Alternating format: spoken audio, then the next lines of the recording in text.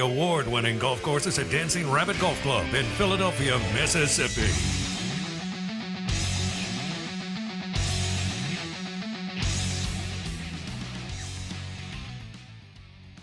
And your SEC Insider Hit this morning brought to you by Southern Bound Outdoors. Go see Jeffrey Bounds and the team at Southern Bound Outdoors for all your hunting gear. Bow hunting, duck hunting, and they've got it. Drop the Out of Bounds show at Southern Bound Outdoors in Canton. Hunting season is here, full speed ahead. Bow season and, duck season will be around the corner. Southern Bound Outdoors will take care of all your hunting needs. Nissan Parkway in Canton. The show is also presented by Live Oaks Golf Club, 49 North. Live Oaks Golf Club, 49 North. Great weather to play some golf. Tee it up at Live Oaks Golf Club, Highway 49 North, just on the edge of the Hines-Madison County line. Nicknamed the Pocahontas Country Club, right? On the outskirts of the Pocahontas Country Club. Love it. We're going to go to the Coors Light guest line. Welcome in David Johnson, Rebels 247. And Ole Miss coming off a huge win against Kentucky, 42-41, and then they take on the Alabama Crimson Tide this Saturday at 5 o'clock. And, David, Matt Corral, you said a couple weeks ago that this offense is tailor-made for Matt Corral and fits him like a glove. He sure does look good 2 weeks into the season. Yeah, I tell you what, no doubt about that. I couldn't really imagine him getting off to a better start than what he has right now. 46 of 60, 700 yards, 7 touchdowns, 1 interception. It was a tough luck deal that was tipped at the line of scrimmage against Florida. He's making the right moves, the right decisions, reading the defenses correctly, and utilizing the weapons on their roster. And, in the preseason, it was kind of hard to imagine Kiffin coming in and taking the ball away from John Rice Plumlee and putting him effectively on the bench. But now you see why. I think the world is seeing why. John Rice, not exactly a fit for what Lane Kiffin and Jeff Lebby want to do. And this is a conglomerate of such in terms of play calling between those two. And, they picked the right man for the job. There's no doubt about it. When you look at what Jonathan Mingo did last weekend and Kenny Yeboah, Kiffin's already made him a weapon and a playmaker and a threat. But that could kind of be the turn the corner for for Jonathan Mingo with the game that he had against Kentucky, David. Yeah, we've been waiting on him for a long, long time, it seems like, to finally arrive. And hopefully that's what you saw on Saturday in Lexington, is that Jonathan Mingo, has finally found his stride. We've always felt like he's had the physical ability to get out there and do things like what he did on Saturday. He finished with, I think it was 8 catches for 120-something yards. His presence, Bo, in that lineup is good, should theoretically free up Elijah Moore a little bit more. And, Elijah's welcoming his presence out there on the field because it'll take some heat off him. There won't be so much bracket coverage of him and things like that. And Mingo's a different receiver than Elijah. Elijah works out the slot. What he does is he utilizes his speed and gets open that way. Jonathan Mingo is a bulldozer. We saw that a couple of times against Kentucky. 6'2", 215 pounds, not afraid of contact. And if you're a 185-pound defensive back out there on the edge who really doesn't like contact, you're in trouble. Yeah. Because he will push you another 5 yards. And, it's good to see that diversity in the Ole Miss receivers corps. I got to tell you, this has just been so strange. All of a sudden, I honestly believe they've got one of the top 5, maybe, offenses in the country. They got one of the worst 5 defenses in the country. And we kind of saw that coming. But to be honest with you, I don't think I knew the offense was going to be as good as it is.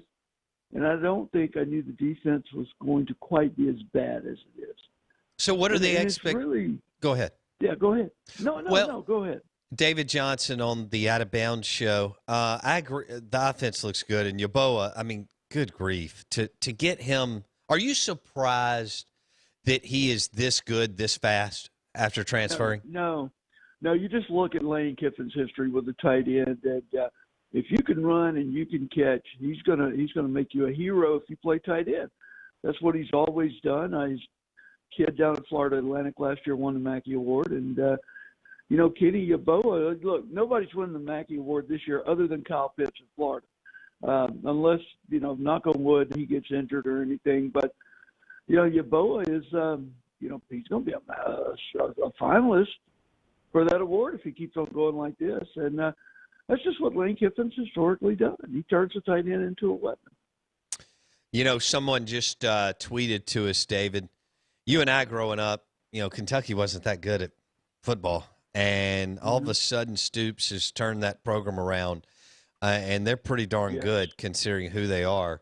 And one of our listeners just said, when was the last time, Bo, that both Ole Miss and Mississippi State were underdogs at Kentucky?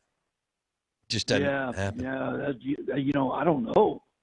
I really don't. I think the Rebels were a slight underdog in 2017 when they won the 37-34 game up there. Not sure about Mississippi State, but it's not our old Kentucky program anymore. I mean, I keep getting all kind of questions about, man, why was the Ole Miss defensive line out of position so bad up there on Saturday? And Bo, I watch the offensive line before I watch anything else. I've just kind of become accustomed to it. It's not that the Rebel defensive linemen were out of position. At least with the ball was snapped, they were getting pushed and carried out of position by a Kentucky offensive line that may only be second to Alabama this year in the SEC. I mean, and that just kind of, I think, amplifies the point. Yeah, this ain't our 1988 Kentucky football program anymore. Right. Stoops has very quietly done one heck of a job building this thing. Yeah, I think Cole Kubelik had Kentucky 1 or 2 as far as their offensive line. I think you nailed it right there going into the season. Yeah. And you're right. Stoops and that staff have really invested in both sides of the line of scrimmage. Okay, so what is realistic this week? I think Lane is a threat to kind of like Freeze because of what he does on offense to eventually get Saban, but I don't think they're there yet. There's just not enough on defense. So what are you looking for this weekend, Dave? You looking for Lane to score throughout the day, and then you just kind of chalk it up that Bama's going to score at will? Yeah. I mean, I think that sums it up perfectly. I mean, Vegas has this as a 25-point spread. And, when I sit down and try to play things out in my head, I can see that. I can see a 60-35 game. I think Lane is going to get his share of balls into the end zone. But honestly, outside of them shooting off their big toes, I do not see the Ole Miss defense stopping Alabama. I try to be, kind of fair on these things and not induce homerism into my picks. But I mean, I see that kind of game. I do think Ole Miss is talented enough offensively. They're going to score some points and a lot of points against Alabama. But I don't see any sign on the defense that they could stop them through the air, on the ground, anything. I just don't see any way Ole Miss can stop them. This is not a film room problem, Bo. Right. It's not something they can go in there, huddle up, and fix. This is a talent issue, and it's a depth issue on the defensive side of the ball here. And you bring up Freeze for years and years. I mean, Freeze was a good recruiter, but his main focus, as we all know, was on the offensive side of the ball. Now, they were successful on that side of the ball. They would shoot for the moon on the defensive side of the ball, and while they were shooting for that moon under Hugh Freeze, they really weren't worried about the stars, so to speak.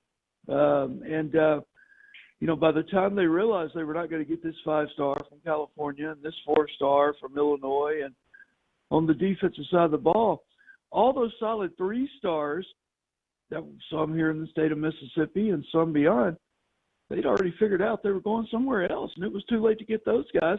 So you had to go to the third tier of defensive recruiting, and that's generally what they ended up with, now for the last 5, 6, 7 seasons. Yeah, and I wonder, Tuberville and Sherrill were able to turn it around, fast, quick, and so were Mullen and Freeze. But this may not be just a one-class deal on defense, David. It may be a two-class. I mean, you can do a lot in two classes. You may not can quite do enough in one class. How do you – in other words, if he gets the right combo of JUCOs and high school guys, is it one or two classes to flip this defense? Well, I don't know. That's a great question simply because theoretically, this entire Ole Miss team could return next season when you stop and think about it. Now, some of them could leave because they are seniors and they're tired of playing, and some could go to the NFL.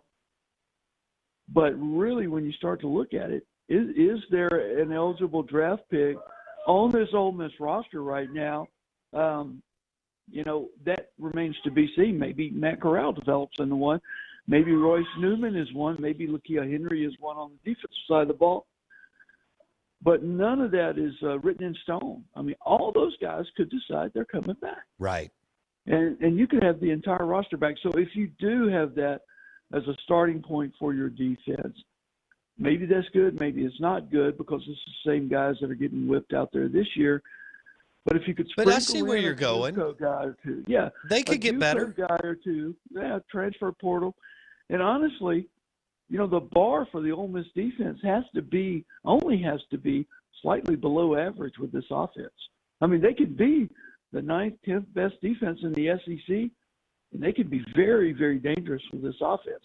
They don't have to be a top 4 unit, not at all. No, it's all about red zone efficiency, right? Situational, and trying to make teams kick field goals instead of scoring touchdowns. I think you make a good point, David Johnson. Rebels 247 on the Out of Bounds show. ESPN 105.9 The Zone. David joins us on the Coors Light guest line. All right, I want to go back to offense real quick. Kiffin mentioned running the football, and Corral was the leading rusher. You got talent at the tailback position. What do you expect to see this week, David? Well, I don't know if that offensive line is ready to tee it up and decide they're going to run against Alabama's defensive front this Makes sense. The other thing is, I'm not sure Lane wasn't bluffing a little bit about wanting to run the ball. Yeah, you got Jerry on Ely and you've got Snoop Connor in the backfield. You want to keep those boys happy. You want to keep those guys rocking and rolling. So you do want to involve them more in that offense. But I'm not sure Lane really wants to run the football more when he's passing it at will right now. There's going to come a time. There always comes a time when you need to run the ball. But, we'll see what happens. But I can tell you this, Bo. I'd bet the house payment on the fact that Ole Miss is not harboring any misconceptions about lining it up on Alabama and running for 300 yards this weekend. Not going to happen. All right. Not going to happen. Tell me how you think recruiting's going. Well, it's not going good. It could be going. It probably should be going a lot better right now. They're getting commitments, but they're missing on a lot of them, and it disturbs me. I'll just be honest. And this is it doesn't matter that it disturbs me, but it does disturb me that we're approaching the middle of October. And, out of their 14-man class, or 15-man class, somewhere right around there, there are only 2 Mississippians in that class. And maybe that's my fault because I'm from Mississippi.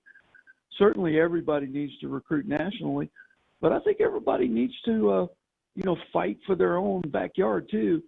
And that hasn't happened with this class. And maybe it will get better as we move closer and closer to signing day. But, 2 Mississippians in an Ole Miss or Mississippi State class this late in the process, it's just not what any of us from around here are used to, if that makes any sense at all. Yeah. No, it does. It'll be interesting to see what they do the next 2 months. And look, to his benefit, Lane came in and said, "Hey, we're gonna treat the portal like it's the NFL free agency market. We're gonna look at JUCO players like that, and there's no doubt they've got some irons in the fire on those fronts. But we'll see. I mean, I don't think you could do that kind of recruiting every single year and be able to build your program from where to where it needs to be. And state fans can attest to that a little bit. Back in the Jackie Sherrill era, you brought that up a little while ago. I mean, man, some years State had a dynamic football team. I mean, they went to Atlanta. But other years, the bottom kind of fell out. And I think that's a little bit because, State did a lot of junior college recruiting back in that era. And, it's a lot of times it's hit or miss. And there's not a lot in between. Those guys are only there for 2 years. Do they ever really get fully vested in your program and what you're trying to do? So, I guess point is, bottom line, I would like to see Ole Miss, do a little better inside the state of Mississippi right now. Sure. David Johnson, Rebels 247. Ole Miss coming off a big win in overtime over Kentucky. They play Bama on Saturday. And Lane Kiffin and Matt Corral in the offense are on a roll. Blake, you've got a question for David. Yeah, David, Lane Kiffin's offense is obviously not Freeze's offense, but it is a spread, pass-first, utilize space offense that takes a quarterback who is mobile but not in the Cam Newton, Dak Prescott sense, more in again, Chad Kelly, extend the sideline to sideline and still throw the ball down the field. What you've seen from Kiffin through 2 weeks and what you saw and Kiffin saw from the opposite side work against Alabama under Hugh Freeze, is there any indication that Lane Kiffin could be the first assistant to beat Nick Saban at Alabama? Not necessarily this season, obviously, but maybe in the next few years. Yeah. I could see that. I mean, anytime you could score like they could score, I mean, you could beat anybody. I mean, we saw that, week one when Mississippi State rolled into Baton Rouge and I think shocked LSU. And that was due to their ability to score in Mike Leach's offense. So, yes, I think so. But the thing I see, Hugh Freeze was a really good football coach, offensively speaking. I've never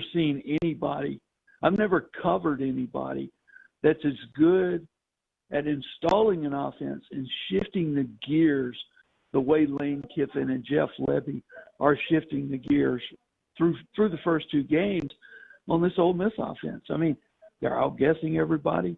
They appear to be smarter than everybody, that they faced thus far. I stand impressed. I'll tell you. I mean, Lane's reputation kind of preceded him coming to Oxford as a heck of a game day coach and just a brilliant offensive guy. And I've seen nothing contrary to that. If you watch them closely, just some of the play calling it has been outstanding, and they deserve credit for that, for sure. No, I agree with you on that. David Johnson, Rebels 247 on the Coors Light guest line. David, thanks so much for stopping by. We'll do it again next week. All right, guys. Bo, as always, man, I appreciate you having me on. Thanks, David. Take care. David Johnson, Rebels 247 on the Out of Bounds show, and the Lane Train offense is rolling. David laid it out with the defense, Blake. There's just it is what it is. It is what it. You could have a top 5 offense nationally and a bottom 5 defense nationally. It's ironic how similar the Cowboys and Rebels are built this year, in that it's your offense can score with anybody, and your defense is going to have to find a way to make one stop. Just one. That's a good one point, stop. Comparing the Ole Miss Rebels and Dallas Cowboys this year. That's because Dallas can score at will, it appears. Yeah. When they don't hurt themselves. Right. No, we haven't seen Ole Miss do that. That's the one thing, so far at least. Kiffin's offense has been incredibly efficient. They just were outgunned by Florida, but the offense didn't hurt itself. Right. Alabama, it's interesting. I felt like coming into the season, Florida would be a better defense than Alabama, but through 2 weeks, there's no reason for that to be my indication. Florida's got some work to do. It's been suspect. Yeah. I know they've had some people out in the secondary, but still there's been no pressure really for Florida up front, which we expected. I think Alabama. Grantham doesn't really stay anywhere long. And he's been with Mullen now For 6 years? I don't think that long, but 3 at Florida. and 1 at Mississippi State. Was it not 2? I was thinking it was 2 at State, yeah. I think it was 1, and so 4 is a long time for Todd Grantham. Todd's a jumper, and Todd is a hothead a little bit, and so is Dan. So you just wonder how long. And has Dan ever had a DC for 4 years? No, he churned them and burned them in Starkville. Yeah. Well, some of them got better jobs. Manny Diaz got a job at Texas. Jeff Collins got a job at Florida. That's a lateral move. Well, rumor has it. Until Dan took the job, right? But Blake, the Mullen Grantham thing's probably going to have to end. Run its course. For them to get better. I don't disagree. And he was wildly overvalued on the boards at Mississippi State, especially one board in particular. Again, Todd's great to have a drink with, and he's a good coach, but he's not a Randall Venables level, Blake. No, I'm with you, but Florida doesn't have to have a Randall Venables because there's only like 3 of those dudes out there. Like, you just need to be a little bit better than Grantham. You don't have to be super elite. Maybe. I think, again, as it is proven more this past decade in college football than any other, if you have an elite, I mean, look, last year's team, LSU's defense was not statistically elite. But they weren't awful. That's what I'm saying. Florida doesn't have to be elite. They just can't be.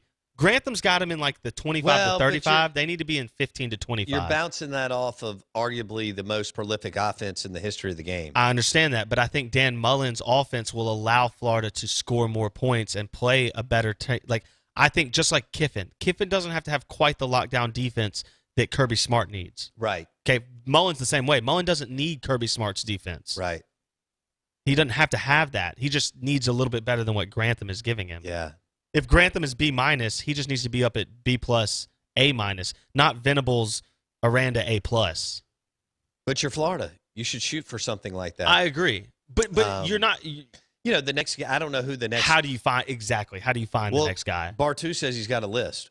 I mean, that there's way more than the 2 or 3 that you're referencing out there. I don't disagree. Guys, I just don't know all these guys' names that are, cutting their teeth and throwing up really good numbers in places that I don't watch every Neither do Saturday. the coaches or ADs, apparently. Well, no, they don't. And that's the whole problem with athletic directors. When they hire a coach, they don't ask, give me a 2 or 3 deep on who you're going to hire.